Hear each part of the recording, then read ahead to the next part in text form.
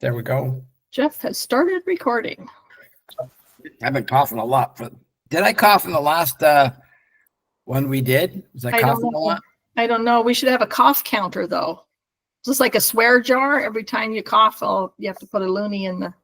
Why not just when I swear? You shouldn't swear because then YouTube has different things too, so we don't swear. There's funny rules like at 20 minutes in is what they balance their thought of what you're talking about. So if after 20 minutes you start swearing and doing other stuff, they don't really count it as what you are. Now that probably changes daily, but there was one point where somebody was saying, "Oh no, let's not say that till after 20 minutes, then we can start talking about it." I loved it. So we watched The Fly. I had never, David Cronenberg was the director, and he's known for doing horror. I of course knew about The Fly because it's part of, society and metrics and just the way culture is. We already know what it is, but it's like I hadn't actually seen it. So had you seen it? I thought it was a good horror movie. It's kind of schlocky for now but it's like, they tried to be scary. The alien, then they turned into a fly. Alien? Don't say alien. There's no alien anywhere. No alien-like thing. Trying to be, this really scary guy. We'll set the tone. He was a scientist. Yes. And he is working on this invention, and he meets this girl at like a trade show, and then he's like into her, so he invites her back to his place to show off his technology he's working on, which is essentially a transporter, like in Star Trek. He's got these two little units, and he transports something from this pod to this pod, and then he hits a button, and it happens. So he shows her him doing it with a baboon, was it? Yeah, he tried something and it didn't make it. Yeah, something didn't make it. He had a friendly baboon he was hugging and stuff. I quite like that. That was after. I don't know if he's like just going through baboons or whether it was like a cat or something like that. No, I thought it was a baboon, the first one that went bad. And something happened wrong, and he did the transport of it, and all came up a slob of life material, and it was obviously dead and dying. And then he finally decides thinks he's worked out a solution to his problem of why that didn't work out, and he goes and tests it on himself finally, and everything worked out fine, except it didn't work out fine because a fly had flown into the thing. But so I don't know the science. It's like we're not, it make you you're like. We're right, Jeff. Was the science accurate? No, but it's like I don't even know if we're trying to, suspend reality, and because some stuff I can say what science fiction is, we're suspending reality, but this is horror, so it's supposed to be, See, I didn't see it as a horror film. Well, it's supposed to be. That's what Cronenberg does, isn't it? No, that's not necessarily. Okay, I thought he did. I thought he did horror. No, he does. Certainly some of his stuff is horror. It's certainly on the edge of guttural and fear-based, but he's done like the movie Twins, which was about two guys, I guess, were Danny DeVito. No, not the Twins. No, not him. Him and Arnold Schwarzenegger. This is two young guys played by the same character, and you'd recognize him if you saw him. Okay. And he just let's hit David Cronenberg and find out all that. David Cronenberg's Canadian. I did not know that. I like the movie Crash, Dead Ringers. Oh, that's what I was calling Twins. Dead Ringers. History of Violence. Yeah, none of these shows I know. Videodrome, To Die For. To Die For, I didn't know that. That's with, what's her name? Nicole Kidman. That's got a young Joaquin Phoenix in it. Okay, History of Violence. Scanners, I knew was a scary one. So I don't know these. So they're horror, but not really horror genre because there's only a thing about it. Like Crash is about people who would make reruns of who was that guy? I think it was in movies with Elizabeth Taylor. Really good. James Dean. James Dean died in a car accident. He was driving a Porsche, and he was in that. So in movie Crash, it was set in Toronto also. This movie is in Toronto. Did you see the CN Tower in it? No, can't say I did. When he was driving to the hospital for to have the abortion. Yeah. And you see the CN Tower in the background. Okay. Well, then that's Canadian. Yeah, I didn't catch that beforehand. He also has a movie called Spider with Liam Neeson. So he does flies and spiders, and he's like, is he running out of ideas? It's like, what bug can I attack you next? And I don't know if he ends up, praying mantis and dragonfly are next. Right, or ladybugs, the revenge of the ladybugs. Yeah, but see, that would be a horror. But he's not doing like the animal is. Oh, I don't know, but that other movie, the spider one, but in like Videodrome, it's about somebody capturing video signals of what's that called? There's a type of film when it's real life, like if you murder somebody in real life and then you videotape it. It's it's got a name. Yeah, I don't know what that name is either. No idea. It's not film. It's not film. Okay. And so in Videodrome, which is with Blondie in it, and who's that guy? James Woods. And it's set in Canada also, and it's very much almost like The Fly in terms of, when they're driving through the back warehouses and it's dirty and gritty, and like that's just the behind the scenes in Toronto is what it sort of looks like. Videodrome has the same kind of feel, and it's just about somebody finds these snuff films that they can get off a satellite, and something's becoming real from the snuff films. And so it's the same thing of things that aren't supposed to be real becoming real, like The Fly. And I think back in '86, we probably thought people might be working on what he's doing there. Well, they figured it out on Star Trek, so you got to figure. Well, that's the thing is, they did it. Other than the fact that his house had 2 pods, 1 computer, and nothing else. You need a few more computers and a few more wires and a few more things hanging around. Yeah. I think, so I know how stupid it is, the premise, and yet I was really getting worried for him as he's becoming a fly. Sure. As that's happening, I was like hating it and wishing it wasn't happening. And even the love she had for him and the struggle she's having was sort of sweet, nice, and like I like that part of it. Yeah. So it wasn't a horror film in the way, like the one time when she went to her house and the guy was in her ex was in the shower. Like they could have built that up with all kinds of really scary stuff, but they didn't. So that there's but I found like I get stuck on things like, well, he's a fly, where's his wings? I couldn't find his wings. At the end, everything was coming out. His head was coming out of the skull, and but there was no wings. Where's the wings? They'll come out later. Give him time. Yeah, no. They did the last thing to metamorphosize on you is going to be the wings. So they did a good job of, how do you make a man into a fly? I thought they did a fantastic job of that. In '86, that's '86. It's not CGI. That's just movie stuff.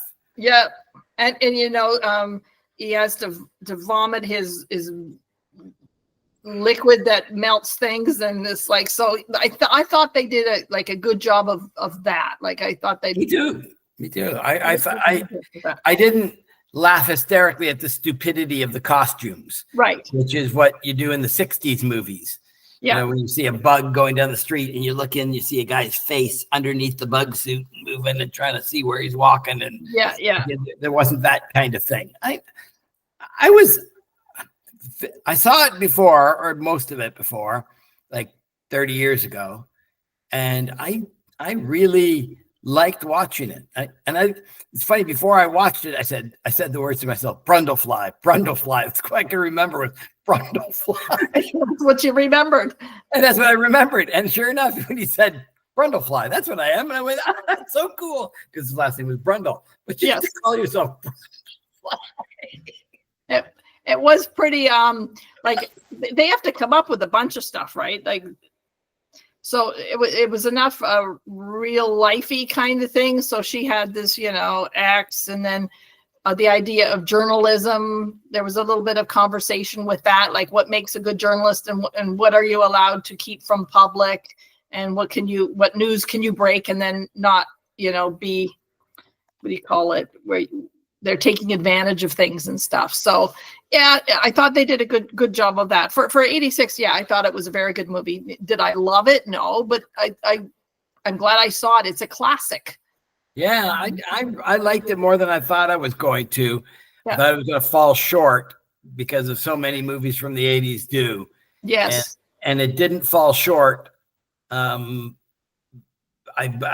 really did. I wanted him to be well, and when she was, pregnant with the Fly baby, and what was going to happen from that. I looked up what the Fly 2 was about. Yeah. Did you look that up? Yeah. Because I thought to myself, and I knew there was a Fly 2, but I disjointed that from my brain. And I thought after the movie was over, I wonder what's going to happen to the baby. Yes. No, that's what I write. Does she have the baby? That's the thing I wrote on the last thing after the movie was Fly over. 2 is about her having the baby. That's so cool. And then the baby deciding it needs to. Yeah. The one thing at the end, in the reading afterwards, that she ends up shooting him dead. Spoiler alert. And I thought it was okay, but like the part that we were supposed to get was that he is suffering as a fly, and she's going to be putting him out of his misery, and is she going to be able to do that? And the thing is, I didn't think he acted very well as when the fly was looking at her, and that didn't tell me, please put me out of my misery, I love you. And I think you got it wrong. I think you got it wrong. Stacy watched it, so I'm gonna have to ask Stacy on this one who's right, because I don't think he was doing that. He had said to her, I'm going to be an insect, and there's no insect politics. I will hurt you. Yes. And he wanted her to, when he pointed the gun at his own head, and she goes, no, I can't do that. He doesn't want to hurt her. Now he's full insect, and he needs to kill himself to not hurt her, because he will hurt her, because he doesn't have morals anymore. He's an insect. Yes. I thought he wasn't in pain. In fact, when he was metamorphosizing into the fly, he was sort of going, this is really cool. This is what I've become. And this is what this is about. Yeah. Why I've done it. And he didn't talk about it being painful. Right. And I'm guessing when you come out of your skull and it breaks apart and this fly emerges from his body. Yeah. I thought that maybe he's now liberated, and he's not. And I'm thinking the death was him saying, I don't want to hurt you. I don't want to hurt you. You have to do this, because he's coming at her and she's scared. And he puts with his ugly, not hands, but feet and things. And he puts the gun and he puts it up to his head. Yeah. I thought he was saving her life. I didn't think it was a pain thing.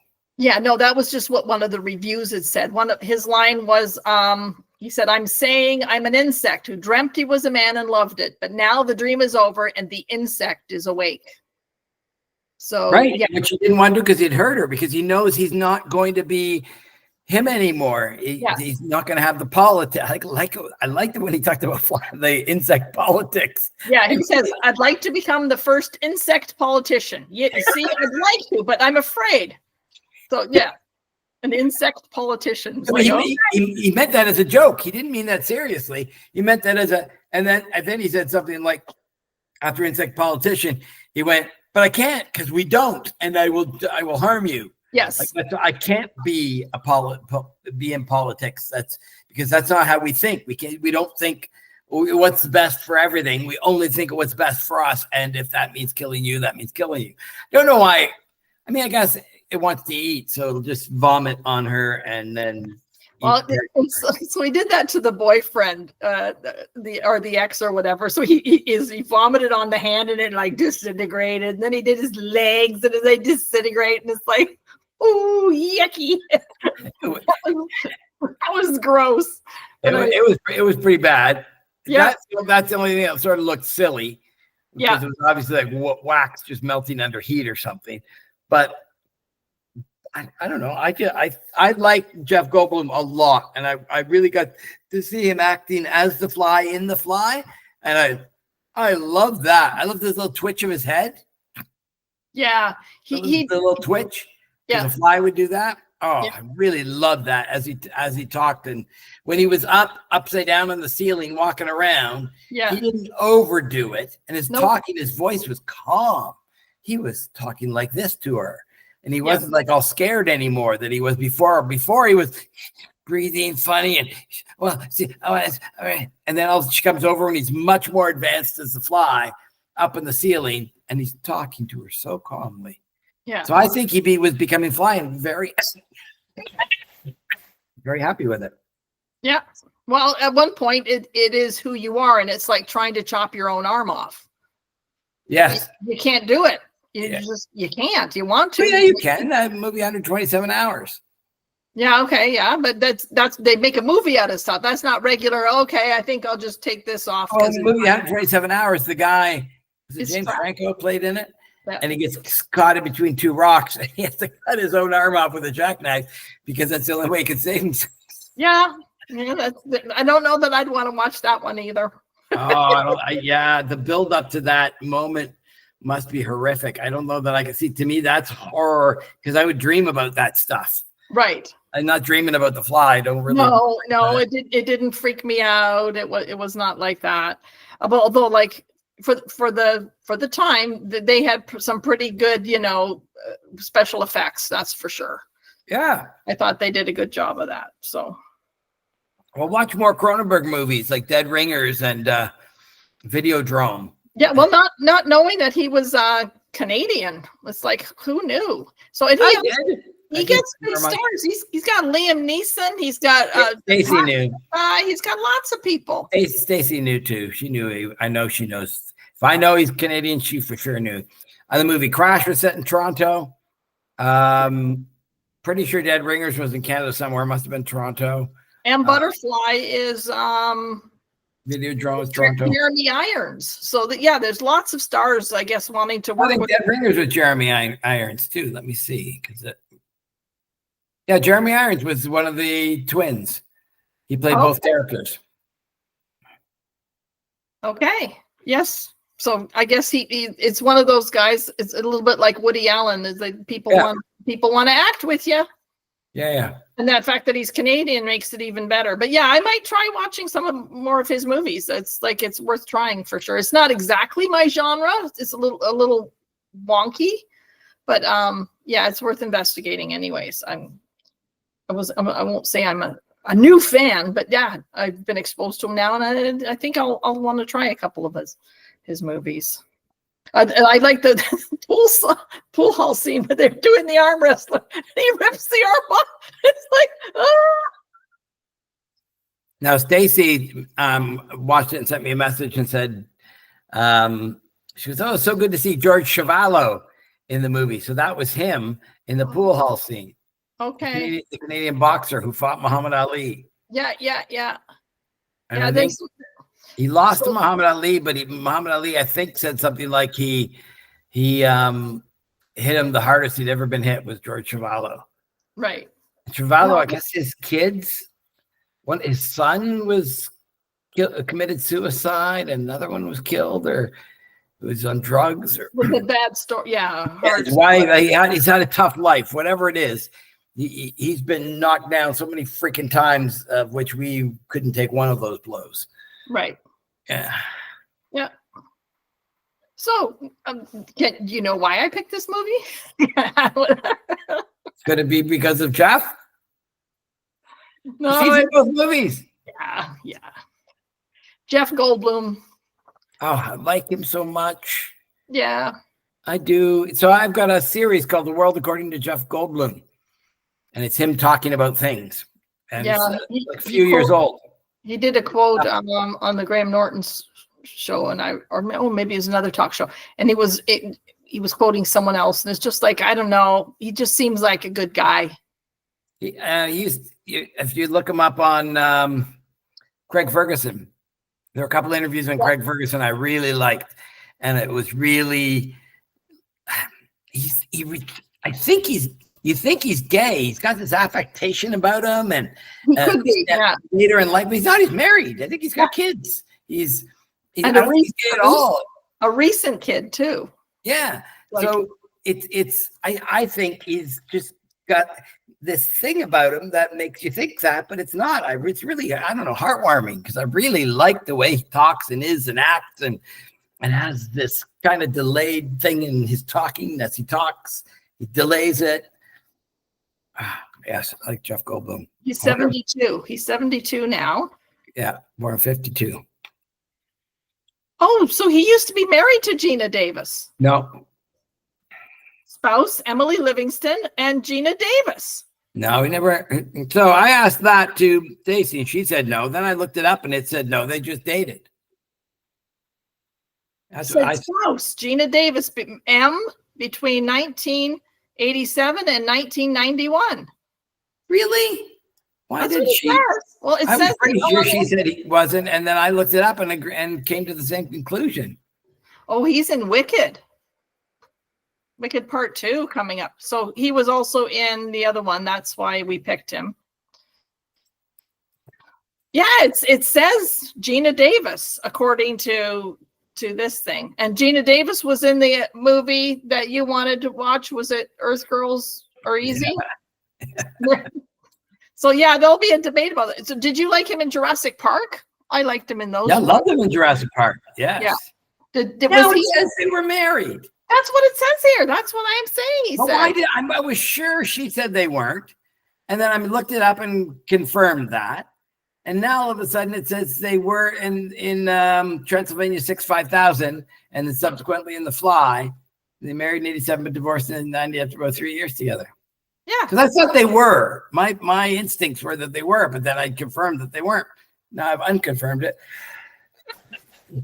Yeah. I think you and Stacy should have an arm wrestle as to whether Gina Davis and Jeff Goldblum were ever married. First, let me go into the transporter. Yeah. With The Fly, and then I'll arm wrestle. Yeah. Suspend. I love the way that girl went home with him because he won the arm wrestle. Yeah, there was some really interesting little bits there that you go, what's going on? Yeah, and he drank a lot. That's why he ended up into the thing. Yeah. Who drank a lot? He was drinking before he went into the pod.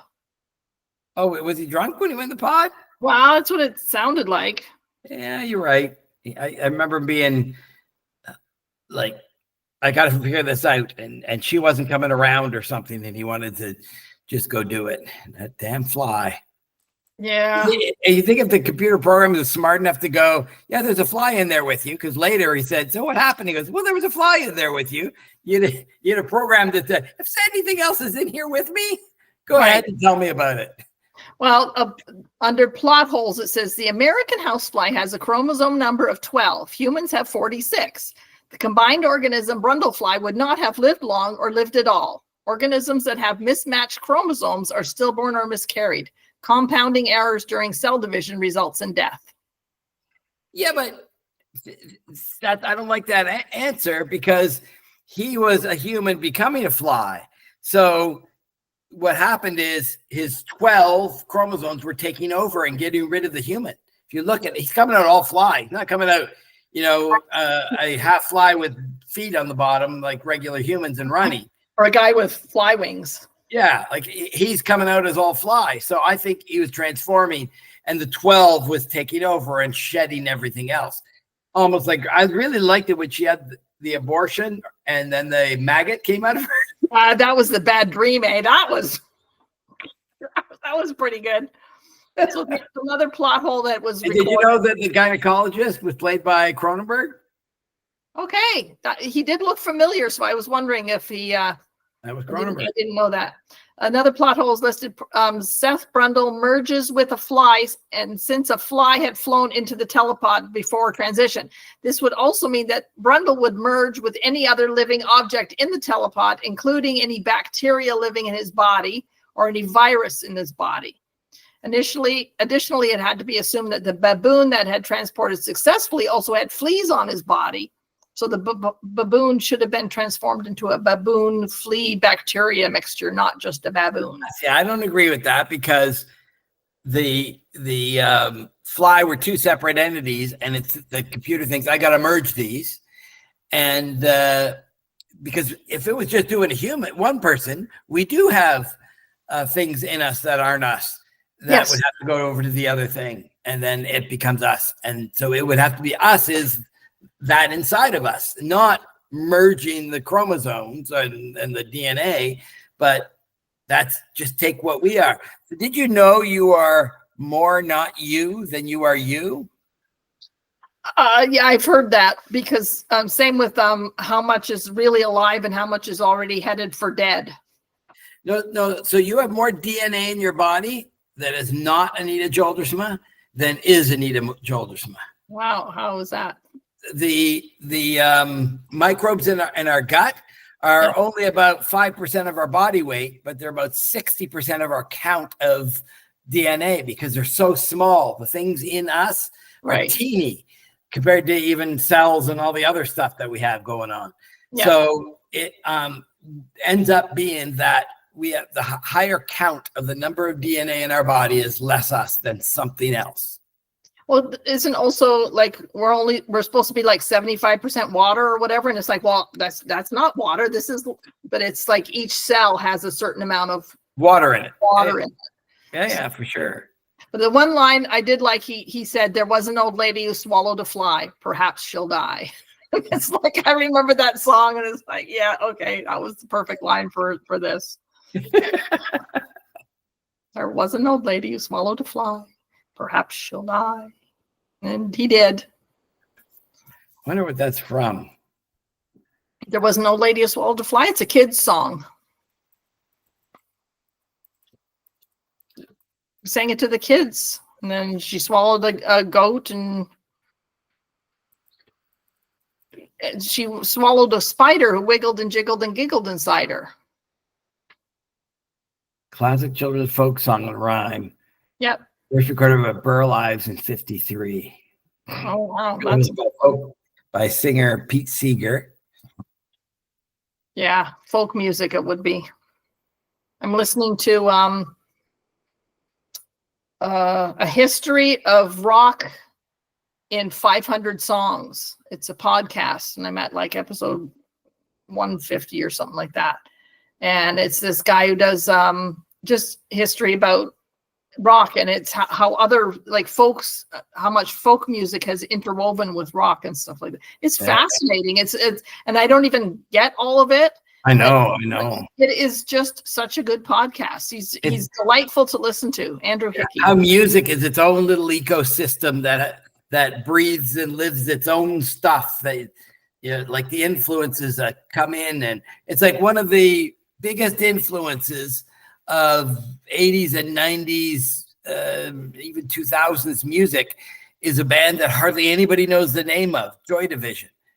And they only put out like 3 albums back in the late 70s. Right. But musicians know them. You know what I mean? They became New Order when the lead singer committed suicide. And I have a lot of stuff that Joy Division. I always really, really liked them. But the thing is most people never really knew. There's only one song of theirs became famous, Love Will Tear Us Apart. You might have heard that song. Maybe. Love will tear us apart. Yeah, now I know it. Yeah.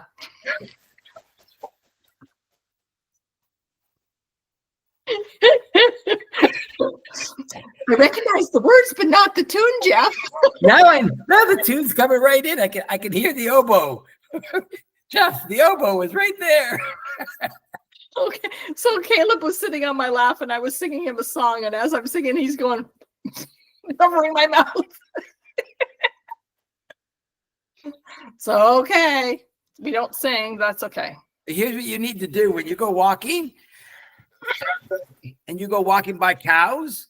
Do you do that often where you see cows? I passed 3 horses yesterday, but I think you got to do it with cows. If you see cows, go up to the near fence and start singing to them. I've seen lots of videos online, and it's wonderful. They almost always look, and then they come over and they stand 20 feet away, and they want to hear you sing. Yeah, I've had cows come running to the fence to see me, and it's like, and then they got there, and it's like, oh, it's you. But they start singing. I've seen people doing it, and they're not even great singers. They're just singing. And the cows all look up and they start walking over, and it's like they want to be at a concert, and they're happy, and they just sit there. They don't want to come to you. They just want to sit and listen to you sing. Oh, I want to find a cow to sing to. Excuse me, can I sing to your cows? Yeah, no. So I had an interview today. It'll be on TV tomorrow. Well, about my walking. So no, they must put all their stuff up on YouTube, right? I don't know. I know there's access to it. But I mean, I don't think you can post it to Facebook or anything. But maybe I'll take video of it when it comes up. We'll see. But it went okay. It was nice. Well, I think we'll find out. You, when are you going to stop? He says, "Are you what are you doing next?" And it's like, oh, please! I hope there's no other project I want to do. Yeah, you are. You're still like. Did you tell him that you've got more to do? That you're still in the middle of it? No, I said I think this should be it. But I said that when I finished Hamilton and then Greater Hamilton and then. But I said it's ridiculous for me to drive for 45 minutes to get to a street I haven't walked. That just makes no sense. So, but it's like I still want to walk on new streets, but it's just wherever I find them. It's not easy to find. ChatGPT to what to do. Say I've walked all the streets of my city, and now I'm driving 45 minutes just to walk for 30 minutes just to get back in the car and drive back. It's becoming monotonous. So find me another little challenge I can do that maybe involves. No, I don't want another challenge. Yeah, you do. 2 hours. So my walk yesterday, it took me 40 minutes to get there, and I walked for 3 hours, and then 45 minutes back. So it takes me like 6 hours to do something. By the time you get ready and then you take a shower, it takes all day. No, I get it. So find a new challenge that doesn't take all day. Like if you move to a new city, you can walk your new city. Well, I'm not moving to a new city, but I do find there are things I want to redo. And there's on City Strides, there's hard mode, which I don't want to do because it will make you like, you can walk down Mohawk Road, but if you don't walk down the other side of Mohawk Road, they won't give you the points that you've, they won't declare that you've walked on all those nodes unless you've actually walked on them. On both sides. So I don't know. I want to do hard mode. That makes no sense. And then there's some more that there was one, I walked down near McMaster the one time. It was winter and the phone just turned off. It was too cold or whatever. It's dead. So I come home. There's nothing to turn off because it was dead. So I came home, and the way it recorded it is that I walked and then I flew home. Like, so the line goes over the mountain and straight. So I want to redo that one so I don't have this line on my map, but I have to find out where I walked on that whole day and then rewalk it. And then, so yeah, I'll do some of that. But what about crows? Do you want to feed crows? I'm having fun feeding my crows. Are you having fun with your crows? I'm having lots of fun with the crows. I now can call them from the house. I used to be walking was easy. I had the dog with me. That was super easy to call them. They'd come. Now from the house, I can call them, and there's a good chance I'll get them to come. They might be too far away; they're not hearing me. Right.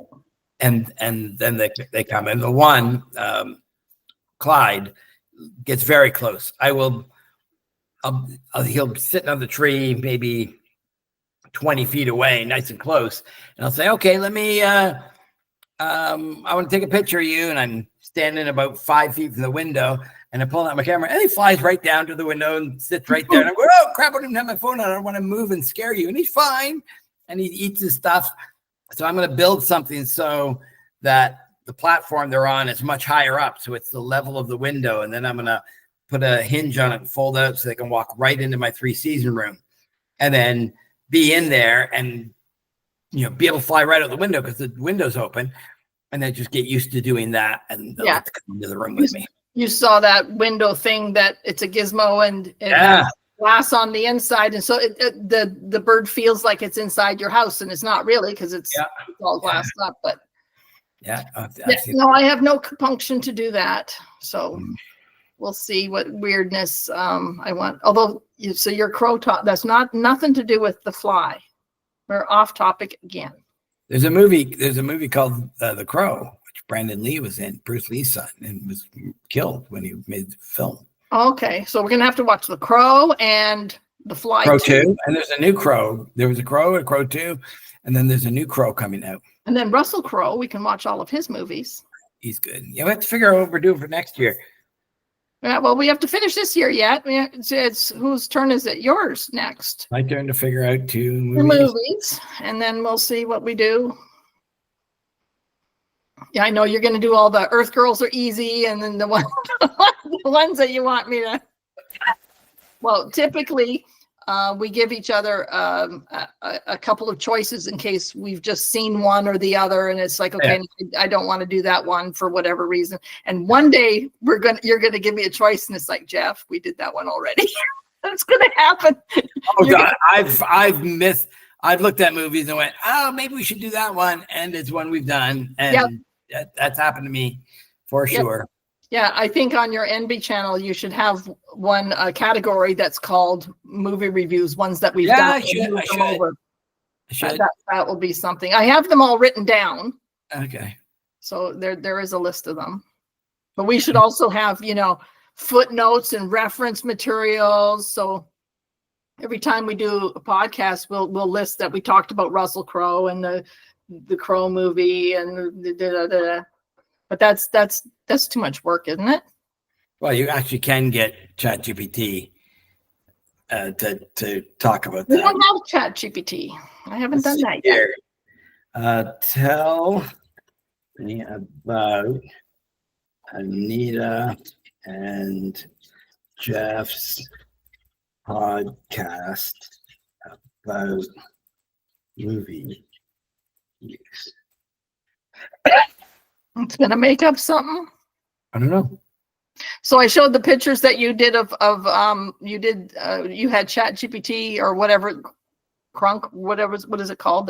Grok 2, yeah. You had it made up a picture of Martin on the front lawn. Tidy whitey underwear. We had some good laughs over that. I showed some people that, and it's like we were laughing our heads off. Well, ChatGPT doesn't know about us. Let's see. No, it's not gonna. We're not famous enough. Well, I know if we give it the link to the YouTube video, it'll tell us about the YouTube video. Yeah, you did that once because I included it in the blog where I love my Elon. You're looking for the lowdown on Anita and Jeff's cinematic escapades. Are you? Well, while I can't dive into specifics about the digital archives, I can tell you this. Anita and Jeff, if they have indeed joined forces, would make quite a dynamic duo in the world of podcasting. Imagine it like this. Anita, with the sharp wit of critic, I almost said the word erotic because my glasses. You saw some I see. The word erotic. It's critic. The C at it. Who's seen it all, from the avant-garde to the haven't gone too far, paired with Jeff, who might have the encyclopedic movie knowledge of someone who's watched everything from Citizen Kane to Snakes on a Plane. Okay, so you so good. Save that so that I can post it with the blog and send it to me, and then I'll add it to the blog so people can read it. So you have to save that and send it to me. So we will see you next month. Shall be done. It shall be done. As you wish. I've had the cough for over a month now. And no sickness, no nothing, just cough. I've not missed any work. I've not a nap because of it. I've not just slept annoying cough. Just a freaking annoying cough. That's it. Not nice. No. All right. Okay, we'll see y'all next month. Bye, Stacy, our only fan. I should do OnlyFans. OnlyFans? You don't know what OnlyFans is? No. You Wait a minute. So Don't tell me you watch The Fly for cultural enlightenment and you don't know what OnlyFans is. Okay, we just said goodbye and now we're keep on going. No, what is OnlyFans? Is it a website? You never heard the term OnlyFans? Maybe. No. So OnlyFans is what 16-year-old girls want to do to get rich and be a strong woman kind of thing. So essentially they take off their clothes and get paid to do it because fans go onto their OnlyFans and give them money to see them naked and doing sex stuff. That's what OnlyFans. Oh, you're surprised I've never heard of that. Well, no, because it's in the zeitgeist. I read Stacy would know about it. Stacy wouldn't do that. She would be like you in terms of ignoring something like that. But the fact of what it is in the world, the culture, yeah, just like knowing who Ashley Madison is, right? Yeah. So you know why they called it Ashley Madison? No, I did once, but I don't remember. This was really cool. I put 2 documentaries up on MB. I've been trying to look at some of your documentaries. They're good. You've got some odd ones up there. I might. Yeah, might. The guy who came up with Ashley Madison looked up that year. What are the 2 most common girls' names? Ashley and Madison were the 2. So he said, "That's what we're calling it, Ashley Madison." That was sort of cool. I feel bad for the girl who their last name is Madison and they named her Ashley, and now. Yeah, can you imagine having the name Ashley Madison? I'm sure there's a number of people. It's not such a big thing now. It was big in the in the culture when something hit the fan, and I can't remember what it was, but yeah. No, what happened was they got hacked, and all the names were released. Yeah, and many men committed suicide. Yeah, because their name was out that they were, and so you might have been like a governor or something, like high ranking, and I don't know how high ranking it got, but some big people committed suicide because they're destroyed that they were out there doing that. Yeah. Some women who are married were out doing that. Yeah. Like that was a horrific. No, OnlyFans is there are a lot of women making a ton of money on OnlyFans, but there are a few OnlyFans that are actually just having fans. Like, let's say you're Robert De Niro and your fans want to talk with you, and you do an OnlyFans, and you have fans that get your content that nobody else can get. So is it like Patreon in that way? No, Patreon is just a way of gift giving. That's just a model for financial transfer. There's another one where you get someone to do something. Stacy got someone, Sally Struthers or something to do with. Yeah.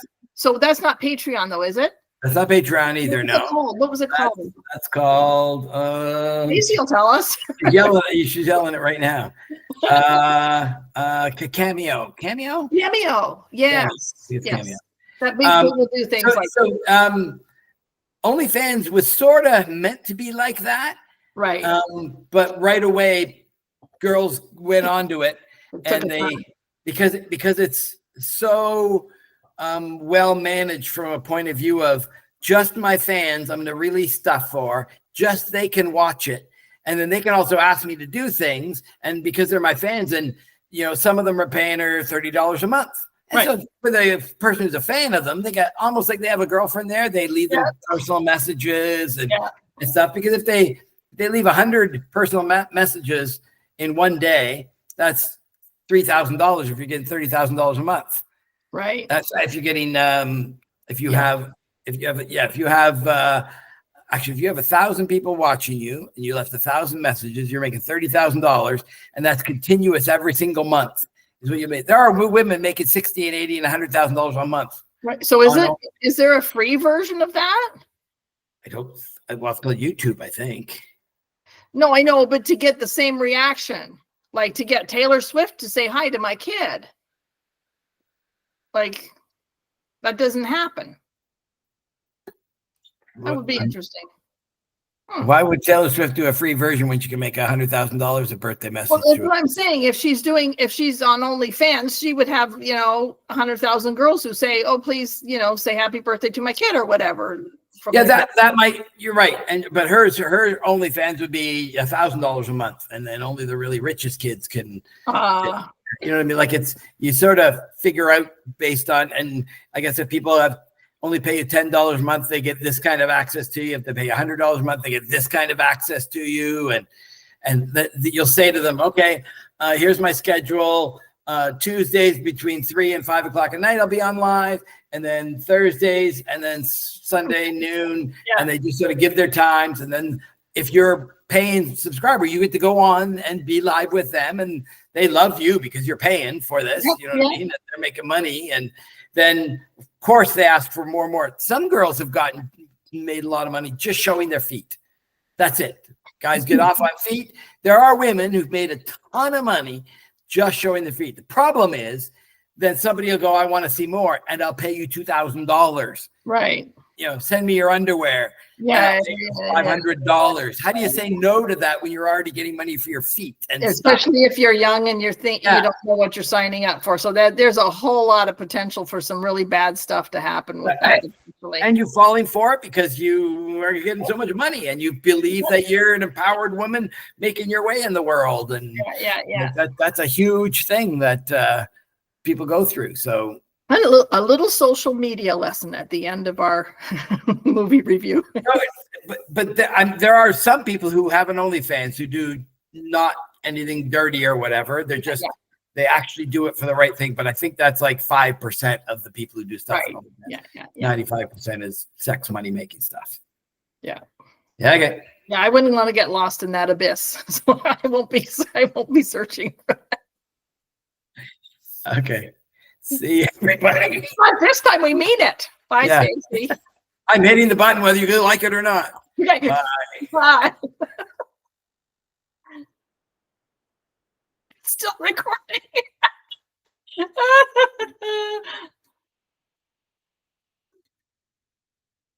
Okay. I don't know. It might be gone.